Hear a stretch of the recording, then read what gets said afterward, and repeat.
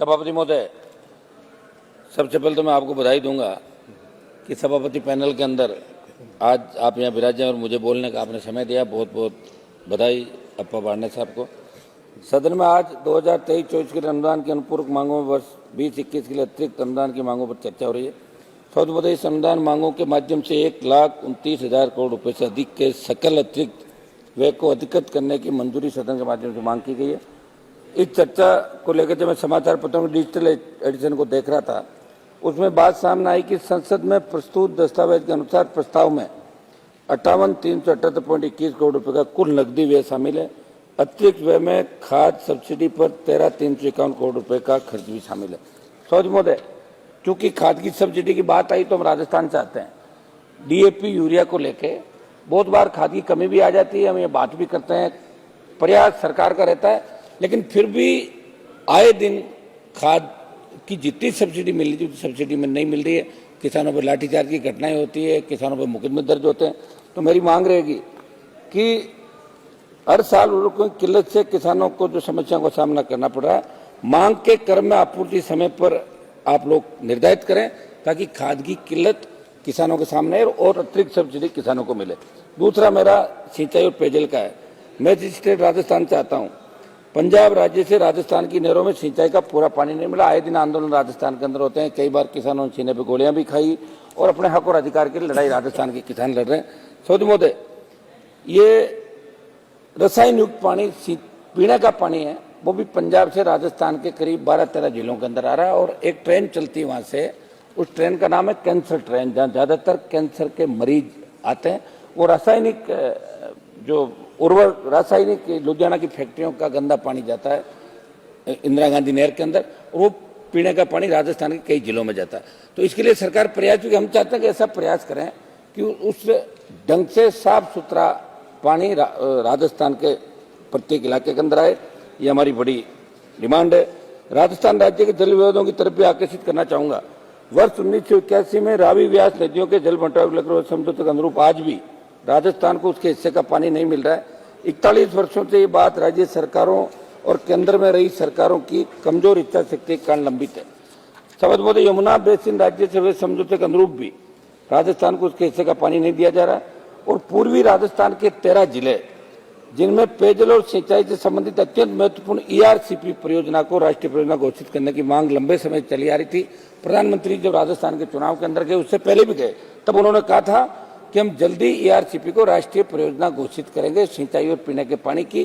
क्योंकि मध्य प्रदेश सरकार को उस समय हवाला दिया, तो मध्य प्रदेश में बीजेपी की सरकार है, राजस्थान में बन गई, दिल्ली में सरकार है, तो ERCP का तोहफा बिना राजनीतिक भेदभाव के आपको राजस्थान के 13 जिलों को देना चाहिए, जो एक संजीवनी साबित होगी राजस्थान के उन 13 जिलों में जहाँ भारतीय जनता पार्टी को सबसे ज्यादा वोट विधानसभा के अंदर मिले और लोकसभा के अंदर भी 25 सीटें राजस्थान ने चुन के NDA गठबंधन को दी थी।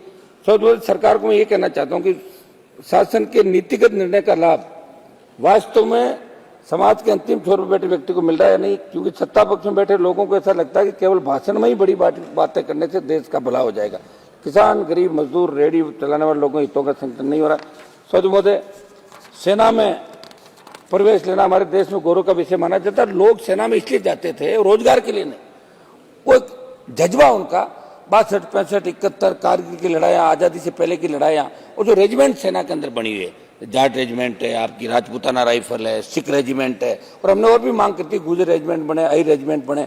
जो जातियां लड़ना चाहती है और नौजवानों के अंदर एक इच्छा होती है कि हम सेना के अंदर जाकर देश के लिए समर्पित होंगे। लेकिन अग्निपथ जो योजना आई उसका हमने बार बार यहाँ विरोध किया, ऑल पार्टी मीटिंग में विरोध किया। 4 साल के लिए जो संविदा पे सेना को ठेके पे दिया, मैं इसका विरोध करता हूँ। मैं मांग करता हूँ कि अग्निपथ योजना को सरकार वापिस ले, नहीं तो लोकसभा चुनाव के अंदर इनके गले की ये फांस बढ़ सकता है। ये मेरी मांग सरकार की रहेगी और इसको लेकर हमने लगातार आंदोलन किया, आगे भी हम करेंगे।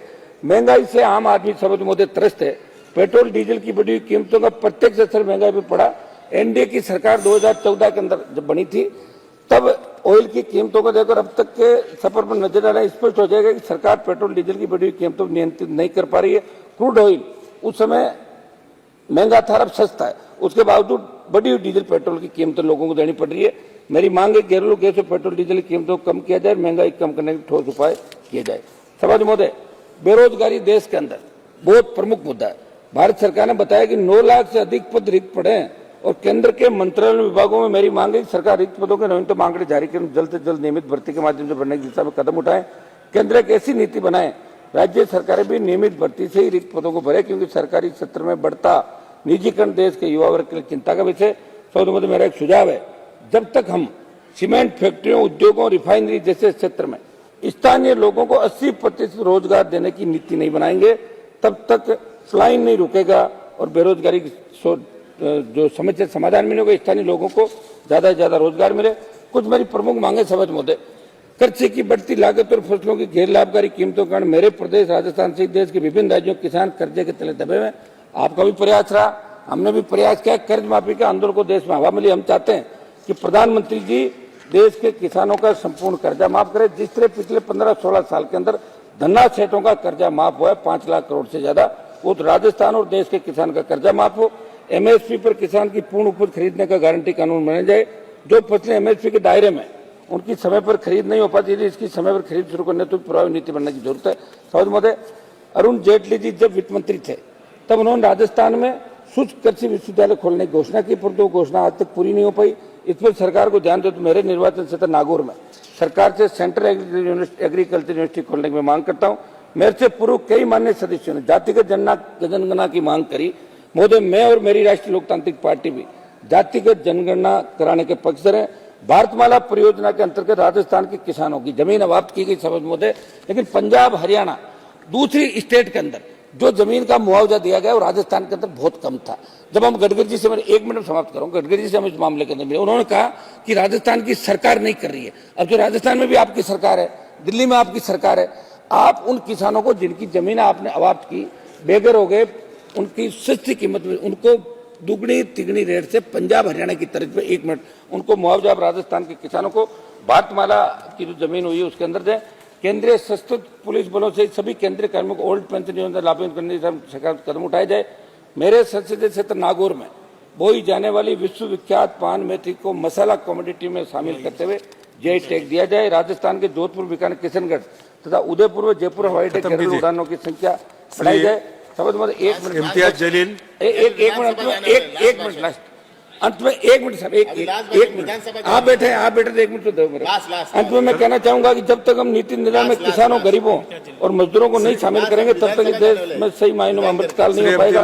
समझ महोदय, जलील जी 1 मिनट समाप्त कर रहा हूँ साहब, एक लास्ट पैराग्राफ हो गए ना। देखिए, किसान आंदोलन के समय सरकार ने किसानों के साथ जो समझौता उसके अंदर ही बात करी थी जलील जी, किसानों की सारी मांगे मानी जाएगी। दुर्भाग्य से आज तक इस बात में मांग रहेगी कि किसानों की सारी मांगे मान के उस समझौते की क्रांति सरकार करे।